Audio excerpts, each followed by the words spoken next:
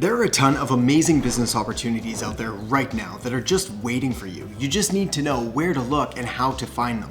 And that's why in this video, I'm going to be sharing with you how to find the best business opportunities right now that no one is talking about and most people don't even know exist. I was reading an article this morning on unusual business ideas that can make you a whole lot of money, and it really got my brain thinking in all kinds of weird ways. Not only about some of the ideas that were presented, things like starting a cat cafe, which I'm pretty sure is just literally a cafe that has cats all over the place. Selling microgreens, which is basically just starting a small, tiny little garden in your kitchen and selling them at farmer's market, but you can make up to an extra $1,000 a month. One of the ideas was a pet hotel, which is a fantastic and lucrative business model. I know there's a few here locally that make, I don't know, at least a good couple mil a year. But there were others, like selling candles and starting an online bakery. And I'll make sure to link up the entire article down in the descriptions below. But it really got me thinking, because while some of these ideas were unique and were creative, a lot of them aren't going to make you any money. I mean, there's a reason that there's not a lot of competition in these spaces. That's why what I really want to do here is unpack for you how to identify business opportunities and evaluate them as good or bad or just downright ugly. First things first though, we have to address the obvious statement here, which is that you're not going to find new and creative and innovative business ideas that nobody knows about by going to Google or by even going to YouTube, because the fact is, by the time that I've made a video on the latest ChatGPT trend or social media marketing agency hack or way to get new clients in a service-based industry, the moment that that video or that article goes live, well, already thousands if not millions of people are going to know about it. So rather, what you need to do is you need to arm yourself with the ability to sort of tune into the market, to be able to train your brain to look for trends, to look for the signals that are going to show up in order to find the absolute perfect business for you. Because that's the other side of the equation here, is that not only does this business opportunity, and I'll show you exactly how to find them, not only does there have to be sufficient demand and proven profit potential, but it also has to be a good fit for you, so that you not only want to pursue it, but actually are able to tap into your skills, your interests, your passions, and actually see this thing through long enough in order to get results. All right, so with that disclaimer out of the way, let's dive right into number one, which is you want to always be looking for unmet needs. These are essentially areas that someone has shown interest in and they're unable to get what they want. So think about sold out signs, think about no vacancy, think about businesses that have a long wait list, anything like that that's showing that there are customers or clients or patients or people who want to go buy something but they can't. Now, here's the real beauty of this all, is that you don't even necessarily have to be the one to offer that exact same service, which we would call a direct competitor, offering the exact same product or service to the exact same kind of person. Because there are alternatives, there's substitutes, there's other ways for you to sort of fulfill this need. We're going to talk about that more in just a minute. But again, just keep your eyes and ears open for any time that you see an opportunity like that, because if there is currently enough demand that a business is unable to sort of fulfill all of that demand, well, it means that there's more than enough room for you to step in and make a really substantial amount of money doing it. In fact, I said rant over, but I've got a bit more ranting to do, so bear with me. Oftentimes, when someone's looking at a new business opportunity, a new offer to launch, they're looking for that uncontested market space with no competitors. But competitors are often a very good sign that this is an industry, a market, a customer base, a target audience worth pursuing, because they're already there. And if they've been in business for any length of time, the odds are good that they're at least profitable enough to sustain themselves. And most industries are significantly larger than you could ever imagine. I'm not talking about millions or tens of millions, I'm talking about billions and billions of dollars. So if you can go in and capture even a fraction of a percent, you'll still be basically set for life. Buying intent, also known as purchase intent, is basically exactly what it sounds like. It's when someone, a customer, a consumer, is in the active or about to be in the active process of buying something. They have more than just idle chit chat or some words saying, yeah, I'd like to buy that, or I'll probably buy that at some point in the future. Rather, they've got credit card or cash in hand. They're ready to go make that purchase. And there is a very, very big difference between a customer and a buyer and just a regular person who's making comments on social media. The perfect example of this is if you're ever doing market research, you're talking to potential customers and you're saying, hey, would you buy this thing for 10 bucks? What you'll probably hear is, yeah, that sounds great. And normally it's just because they don't want to hurt your feelings or talk is cheap, it's easy to just say it. But by the time you actually put it in front of them and say, hey, okay, well, where's your 10 bucks?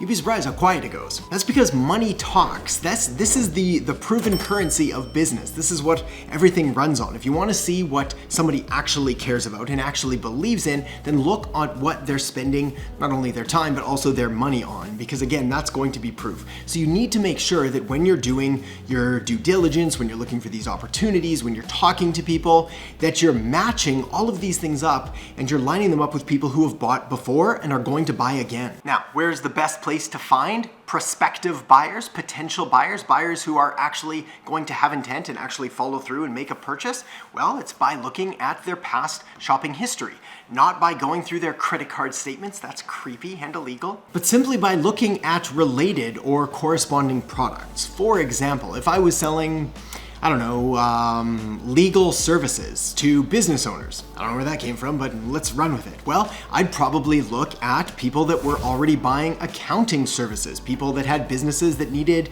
corresponding business programs. Microsoft Word. Does anybody still use Word? I use Word. If I was a sprinkler salesman, I don't know, I have no idea where I'm getting these ideas. And my job was to install lawn irrigation. Well, I'd be looking for people that were purchasing lawnmowers and ideally high-end lawnmowers. I'd be looking at people that had recently looked at landscaping services or that were hiring landscapers or anything along those lines. If I was selling toothpaste, I'd be going after people that were buying toothbrushes. And finding and targeting these people has never been easier.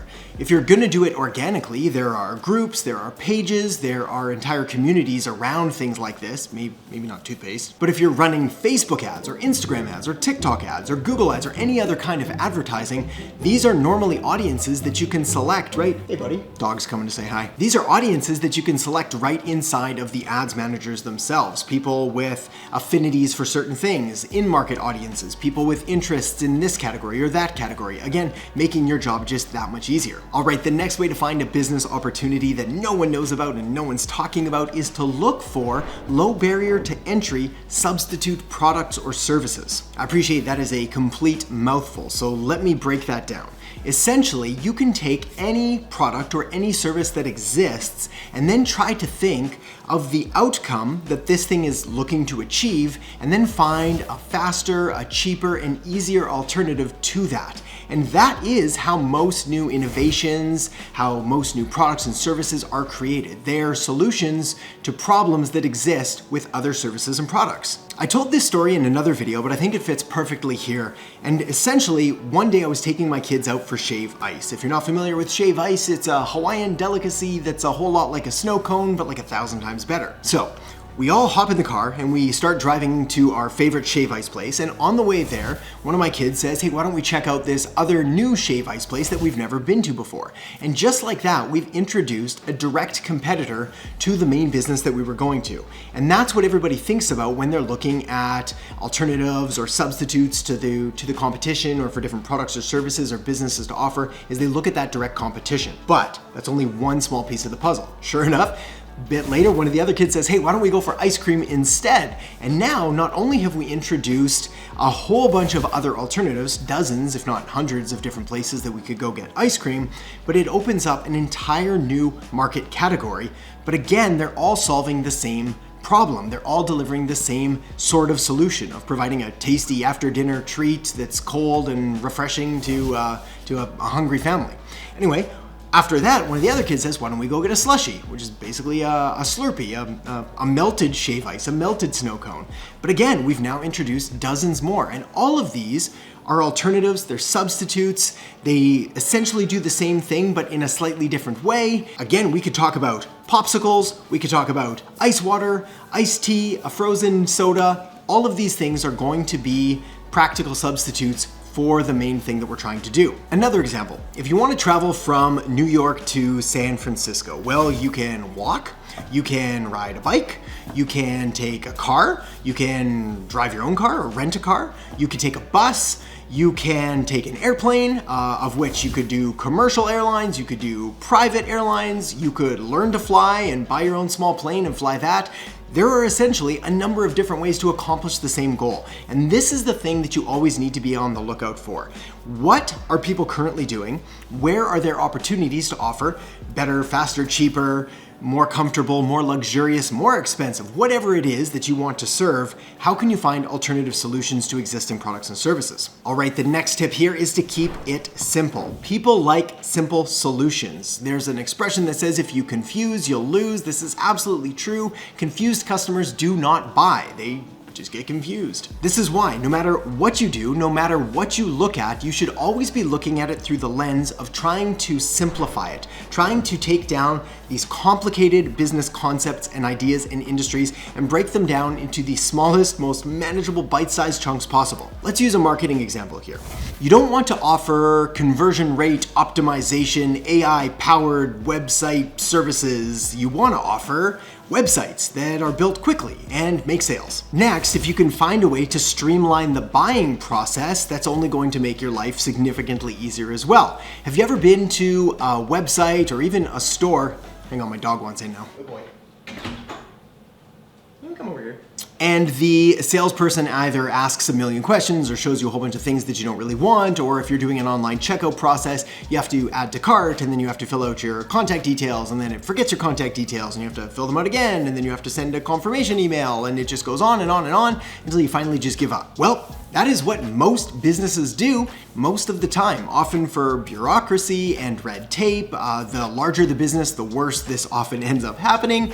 But if you can find a way to streamline and minimize that and to keep things simple, you will succeed. The fewer steps that someone has to take in order to give you money, the more likely they are to actually give you money. The faster you're able to provide your customers or clients with a result, the better, because time really is money and people want things faster than ever before. The easier it is for your customers to explain to other people what it is that you do and what benefits you provide to them, the better, because it's going to mean more referrals, more testimonials, and more conversions from the referrals because, again, people will actually understand the service or the product that you're providing. All right, next tip on finding a business with uncontested market space that allows you to dominate the competition and be a category of one is to not scale things up too quickly. So let's say that you find an amazing business opportunity here, something that you're passionate about, interested about, no one's really talking about it yet, and you see the opportunity, you go all in, and then things start taking off. I'm talking about new clients, new customers, new sales, money coming in left, right, and center. Life is good. What do? Well, my friend,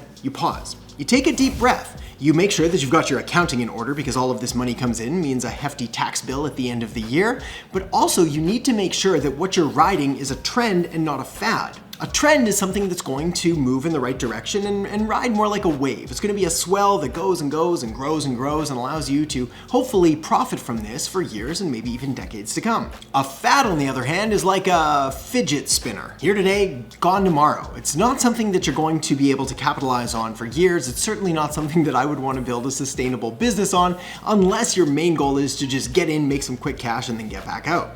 Uncontested market space, business opportunities that no one knows about, they sound amazing, and they can often be because you will benefit from something called a first mover advantage, where you're the first one in and you get a significant boost and significant profit that goes along with it. But they don't come without risks and without challenges. And the big question that you really want to ask yourself here is, why is no one in this space? For real, of the 8 billion people on the planet, nobody has thought this was a good enough idea to pursue? Like, no competition? Nobody's doing this? Maybe there's a reason. So think things through. Make sure to talk this over with a trusted team of friends and family and ideally mentors or colleagues or other entrepreneurs in the space. And above all, keep your expenses low, especially when you're starting any kind of new venture. This means minimal equipment, minimal team, doing a lot of the work yourself. You can always scale it up later as it proves itself. And I guess the final point, and the most important point of all, is that always make sure that you're building this off the back of a solid marketing strategy.